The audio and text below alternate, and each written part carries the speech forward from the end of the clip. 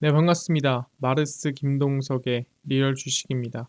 오늘 마르스 김동석의 리얼 주식은 외국인이 반토막난 원전 이기업 바닥에서 쓸어담고 있습니다. 외국인이 열심히 사고 있는 원전에서 가장 좋은 기업이 어떤 기업인지 알려드리니까 오늘 영상 끝까지 시청하시길 바라겠습니다. 그 이전에 저희 마르스 김동석의 리얼 주식 유튜브가 여러분들의 사랑으로 빠르게 성장하고 있습니다. 너무 감사한 마음에 10만 명 구독자 기념으로 최근에 이슈가 되고 있는 HBM, AI 반도체, XR 시장 전망부터 관련주까지 총정리한 자료집을 저희가 무료로 나눠드리고 있습니다. 이 자료집 받고 싶다 하시면 영상 끝까지 꼭 시청하셔라 말씀드리고, 여러분들한테 바라는 건 없습니다. 우리 유튜브 구독, 영상 좋아요, 그 다음에 댓글까지 남겨주시면 너무나도 감사하겠다 말씀드리면서 오늘 영상 바로 시작하겠습니다. 그래서 오늘의 주제입니다. 외국인이 반토막난 원전 이기업 바닥에서 쓸어담고 있습니다. 일단 제일 중요한 게 최근에 이 체코 원전에 대해서 이 특사를 파견하겠다라고 얘기 나오고 있습니다. 근데 제 영상을 보면서 이런 분들이 있어요. 아니, 원전을 진작에 얘기하지 왜 지금 와서 얘기를 하냐라고 하신 분들이 가끔 있습니다. 이 부분에 대해서 얘기를 하면은 오히려 이렇게 이 이슈라든가 아니면 일정이 소멸이 되고 나서 대부분 주가는 빠집니다. 아시겠지만 이슈라는 거는 나오기 이전이 가장 기대감이 크고요. 나온 다음에 대부분 이 기대감 소멸에 하락하는 편이거든요.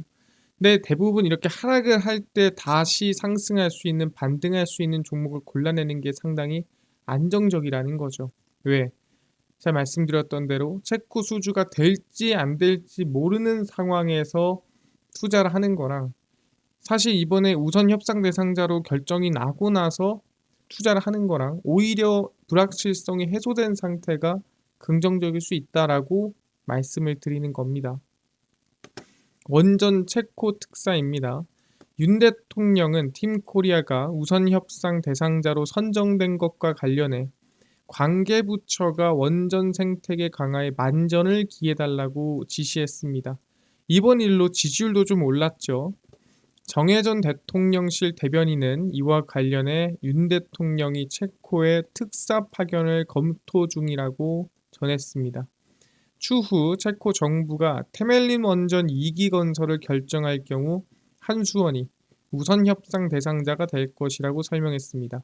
그러니까 체코가 총 4기입니다. 4기 중에서 이번에 2기를 결정을 한 거고요. 추가적으로 이제 2기를 또 결정을 할 거기 때문에 아직 2기가 남았다라고 보시면 됩니다.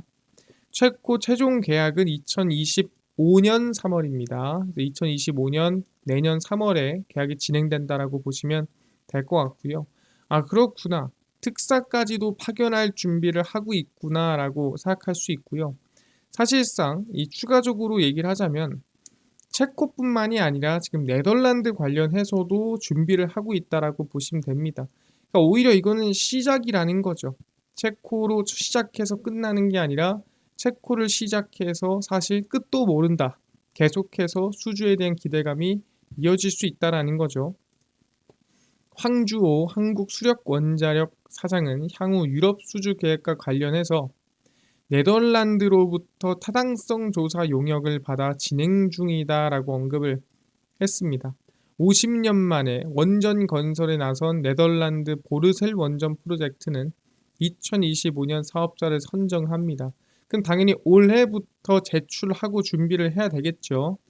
황 사장은 핀란드와 스웨덴과도 지속적으로 이야기를 하고 있다며 폴란드와도 타당성 조사 관련해서 협의를 하고 있는 중입니다. 이 폴란드에 상당히 우리가 집중해야 됩니다. 왜? 일단 폴란드 정부가 아니라 민간 에너지 기업 제팍과 폴란드 전력공사 등이 주도하다 보니 진행이 늦춰지고 있는 중인데, 추가적으로 폴란드에 좀 문제가 있습니다. 무슨 문제가 있느냐? 사실 우리가 지금 생각하는 원전 불확실성 중에 하나라고 볼 수 있는데, 바로 원전에 걸림돌이 하나 있는데, 그게 뭐냐면 바로 웨스팅하우스와의 지적재산권, 그러니까 IP 소송이라고 보시면 될 것 같아요.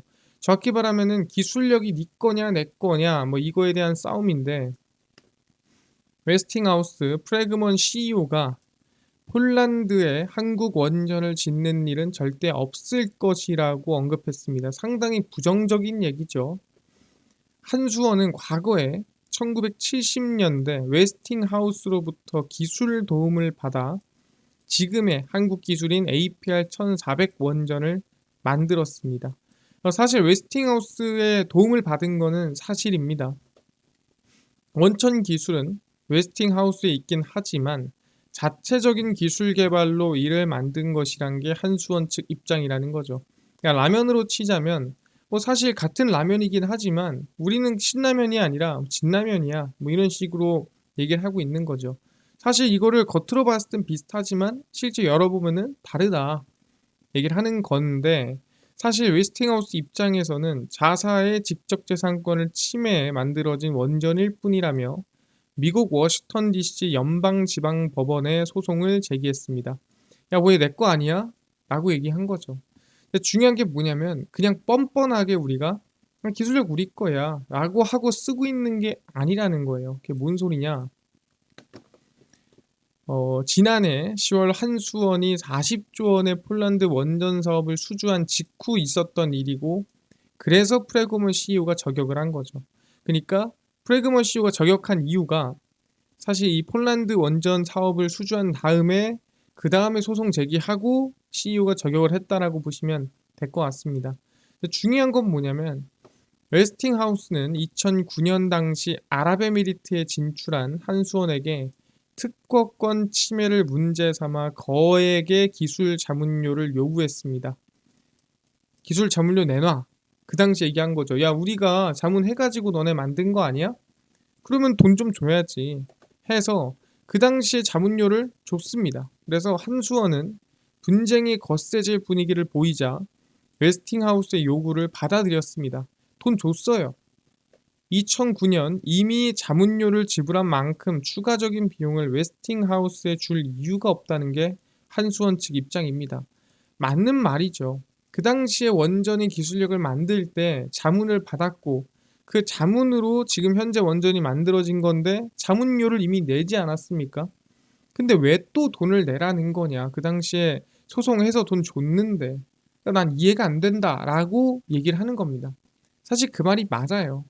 그럼에도 불구하고 결국에는 어떻게 마무리가 될 것 같냐, 이게 뭐 최악으로 가겠느냐 했을 때 웨스팅하우스는 체코 원전 우선 협상 대상자 선정 이후 한수원은 허가를 받지 않은 원자로 기술을 사용할 권한이 없다라고 주장했습니다. 그러니까 아직도 시비를 걸고 있는 거죠. 그래서 결론적으로 안덕근 장관은 지재권, 직접재산권 문제는 한수원과 웨스팅하우스가 풀어야 할 부분으로 마지막 조율 단계에 있는 것으로 알고 있다. 그러니까 사실 과거에 했던 것처럼 돈 주고 끝낼 가능성이 매우 높다라는 거죠.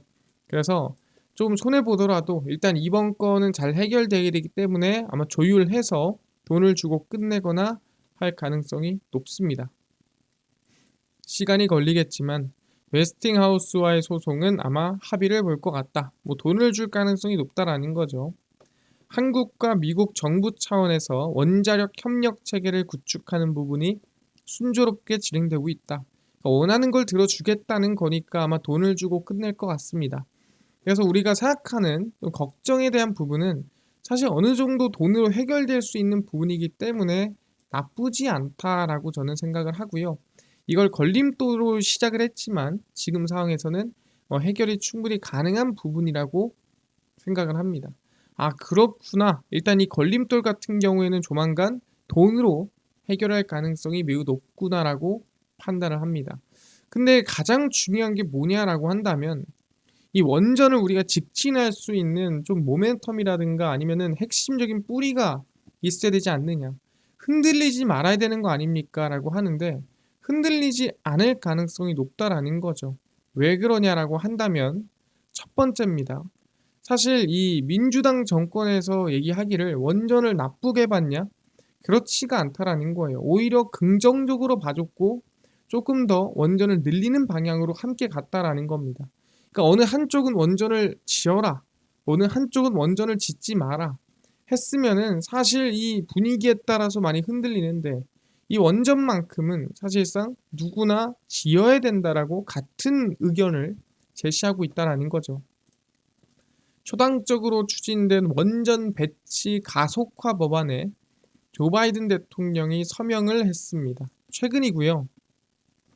신규 원자력 발전소 허가를 위한 절차를 가속화하고 허가를 얻기 위해 원전 기업들이 내야 하는 수수료를 줄이자는 것을 골자로 합니다. 그러니까 원전 기업들이 원자력 발전소를 짓는데 조금 더 쉽고 좀 더 빠르고 비용 좀 덜 내게 해서 짓게 만들자라고 하는 법안인 거죠. 그러니까 사실 원전 쪽의 긍정적인 부분입니다. 기후 위기는 더 깨끗한 에너지원으로 신속한 전환을 요한다. 근데 그러기 위해서 이 법률이 그 전환을 지원한다라는 거죠. 그러니까 원전을 그냥 친환경 에너지 정도로 보고 있는 겁니다. 그러다 보니까 원전을 지금 추진하고 있는 거고요. 미국이 2050년까지 탄소 중립을 달성하려면 원전 설비 용량을 최소한 3배로 늘려야 된다라고 언급을 했습니다. 아, 그렇구나. 그러면은 민주당에서 원전을 친환경으로 보면 실제 공화당에서는 친환경으로 안 좋아하지 않습니까? 뭐 탄소 기후 협약이라든가 뭐 이런 것들 다 뺀다고 했는데 원전 안 좋아하는 거 아니에요? 라고 할 수 있는데, 과거 우리가 트럼프 정책을 좀 열어볼 필요가 있습니다. 트럼프의 원전 정책입니다. 트럼프는 대통령 취임 첫 해인, 그러니까 그 당시 2017년 1월입니다. 2017년 보글 3호 4호기 원전이죠, 이게. 건설 자금을 지원하고 원자력 발전에 대한 지지 입장을 지속했습니다. 그래서 트럼프는 애초에 과거 대통령을 할 시절에 원전에 대한 지원을 아끼지 않았습니다. 원자력 규제위원회를 통해 현재 가동 중인 원전의 현대화를 지원하고 연방정부 차원에서 혁신 SMR 소형 모듈 원전에 대한 대규모 투자를 공언했습니다. 그러니까 현재 원전뿐만 아니라 앞으로 미래 원전에도 투자를 하자라는 거죠. 미국 정부, 러시아와 중국이 글로벌 원전 시장에서 수출 물량의 대부분을 차지하면서 이를 견제하기 위해 퍼스트를 가동했습니다. 그래서 러시아랑 중국이랑 사실 이 견제를 하려고 뭘 했냐? 2022년 시작된 해당 제도는 미국이 SMR 도입을 원하는 국가들에게 초기 기반 구축을 지원하는 것을 목적합니다. 그러니까 러시아, 중국을 왕따시키고 다른 국가들이 같이 미국 안에서 원전 동맹이 되려는 모습을 만든 거죠. 그래서 트럼프도 사실 원전에 대한 긍정적인 정책들을 많이 발표를 했다라고는 볼 수가 있다라는 거죠. 근데 여기서 알아야 될 거는, 아니 트럼프는 미국이 더 위대하게, 미국이 다시 위대하게 이런 정책을 펼치는 사람인데, 사실 이 원전을 밀고 원전을 사실 지원할 이유가 있습니까? 라고 물어볼 수 있습니다. 아시겠지만 미국은 독점을 좋아하고요. 미국은 1위를 좋아합니다. 그 1위를 만드는 거를 트럼프가 병적으로 좋아하고요. 그러다 보니까 실제 원전을 열어보면 선진국에서는 대형 원전은 물론 온실가스 배출을 안 하는 SMR 모두 수요가 급증하고 있습니다. 미국은 세계 최대 규모의 원자로 94기를 보유한 국가로 최근 들어서는 SMR 생산을 적극적으로 모색합니다. 그러니까 전 세계에서 원전이 제일 많은 나라가 어디냐? 미국입니다. 미국이 1위죠. 아까 뭐라 그랬죠? 1위를 가장 좋아하는 사람이 트럼프다. 그러니까 원전을 사실 갑자기 부시라고 할 이유가 없는 거예요. 왜? 독점하고 있으니까. 미국에서 원전 제일 많죠. 미국에서 원전 전기량 가장 많이 생산하죠. 그럼 당연히 뭐예요? 아, 미국을 다시 위대하게 하는데 원전만 한 게 없다라고 생각을 하는 겁니다. 미국 에너지부는 원자력 산업에 2030년까지 5만 5천 명, 2050년까지 37만 5천 명이 추가로 필요할 것 전망입니다. 그래서 원자력 산업은 더 키우는 걸로, 왜 1등을 굳건히 1등을 계속 유지해야 된다라는 거죠. 그렇기 때문에 원전에 대한 정책은 계속 늘어날 수밖에 없다라는 거예요. 누가 되든 간에. 특히 일본 정부는 국가 에너지 정책 방향을 제시하는 에너지 기본계획 개정안에 원전 증설을 허용하는 내용을 담는 방안을 검토하고 있습니다. 그래서 일본도 미국을 따라가고 있죠. 그래서 원전이 결국에는 미국이 1위기 때문에 미국이 원전을 계속 지킬 수밖에 없다라고 얘기를 하는 거고, 실제 거기에 따라서 유럽도 원전 방향, 국내 원전 수출 방향, 웨스팅하우스랑은 돈으로 일단 협상 보고 끝낼 가능성이 높다라는 거죠. 알겠습니다. 그래서 원전은 직진이다. 그래서 우리는 원전 직접 수혜주에 관심을 가져야 돼요. 직접적인 수혜주가 어디냐? 한전기술이다라고 보겠고요. 한전기술은 원전 및 원자로의 설계를 담당합니다. 우리가 짓기 전에 뭐 먼저 해야 돼요? 설계해야겠죠. 그래서 우리가 이 조선도 마찬가지입니다. 선박을 만들 때 선박을 설계를 하고 그 다음에 건조라고 하죠. 배를 만들러 들어가는데 원전도 똑같아요. 설계하고 들어갑니다. 그러다 보니까 설계하는 기업들이 가장 먼저 수익이 찍히겠죠. 원전 관련 종목 중 가장 먼저 매출 인식이 시작될 전망이다. 원전 한 개를 수주했을 때 한전기술은 수주 금액의 약 10에서 15%를 가져갈 수 있을 것으로 전망됩니다. 그래서 한 10에서 15%가 설계 비용으로 먼저 빠진다라고 보시면 될 것 같고요. 테멜린 지역의 원전 2기 건설 계약까지 추가로 따내면 총 사업비는 40에서 50조 원까지 불어날 것이다. 왜냐 한 기에 12조니까 뭐 정확히 4기면은 48조쯤 되겠죠. 그렇게 얘기를 대충 때려볼 수 있습니다. 체코 수주 발표가 난 7월 그리고 최종 계약까지 2025년 3월 눌림목 공략이 유효하다라고 말씀드리고요.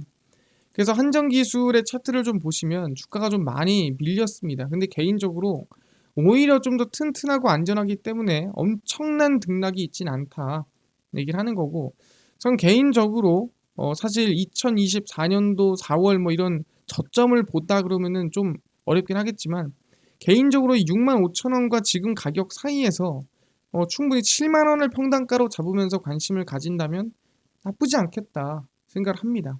그래서 65,000원과 현재 가격 사이에서 7만 원을 평단가로 잡고 관심을 두고 간다면 다시 한번 계약 이전에 반등이나 상승이 나올 만하다라고 생각하니까 한전기술 긍정적으로 좀 보고 가시면 좋을 것 같다 말씀드리겠습니다. 알겠습니다. 지금 정리하자면 원전은 사실 앞으로 수주 기대가 더 되는 상태고요. 그 다음 제일 중요한 거 웨스팅하우스는 돈으로 아마 협상 볼 가능성이 매우 높다. 과거에 그랬기 때문에 추가로 미국은 대통령이 누가 되든 사실 원전은 늘어날 가능성이 매우 높다라고 말씀드리겠습니다. 알겠습니다. 그래서 한전기술 관심 갖는 걸로 하고요.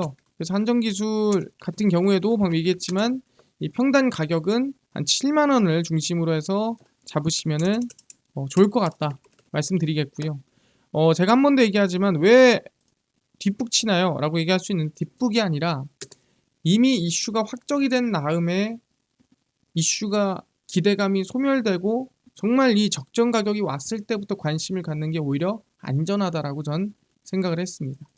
알겠습니다. 아까 전에 10만 명 구독자 기념으로 아까 HBM, AI 반도체, XR 시장 전망부터 관련주까지 총정리한 자료집을 100% 무료로 나눠준다고 했는데 혹시 어디서 받을 수 있나요? 또는 당일 급등이 예상되는 단타 종목을 매일 무료로 좀 나눠주시고 장 시작 전에 급등이 예상되는 뉴스라든가 시황을 무료로 좀 나눠주시고 테마주라든가 매매법 강의를 무료로 좀 나눠주세요 하시는 분들이 있어서 김동석 대표가 100% 무료로 나눠드리고 있습니다. 바로 김동석의 리얼 주식 연구소라는 100% 무료 어플에서 나눠드리고 있고요. 이 어플은 내가 아이폰을 씁니다. 앱스토어에서 무료로 설치 가능하고 갤럭시를 씁니다. 구글 플레이, 플레이스토어에서 무료로 설치가 가능합니다. 그래서 무료로 설치를 하고 나면은 아까 전에 혹시 말씀드렸는데 무료인데 전화번호 같은 거 입력해야 되는 거 아닌가요? 라고 물어보신 분들이 있습니다. 전혀 아무것도 필요가 없습니다. 전화번호 입력 안 하셔도 되고요. 무료로 앱스토어, 구글 플레이, 플레이스토어 접속을 하신 다음에 뭐라 검색하냐? 김동석의 리얼 주식 연구소라 검색하시면 이렇게 어플이 뜨게 되고요.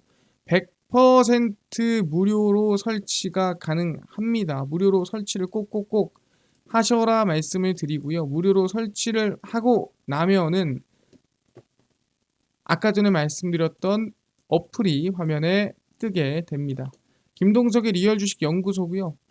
당일 리얼 추천주가 당일 급등 예상 종목을 무료로 알려드리고 급비 분석이 장 시작 전 시황, 급비 자료가 테마주라든가 매매법 무료로 나눠드리고 있습니다.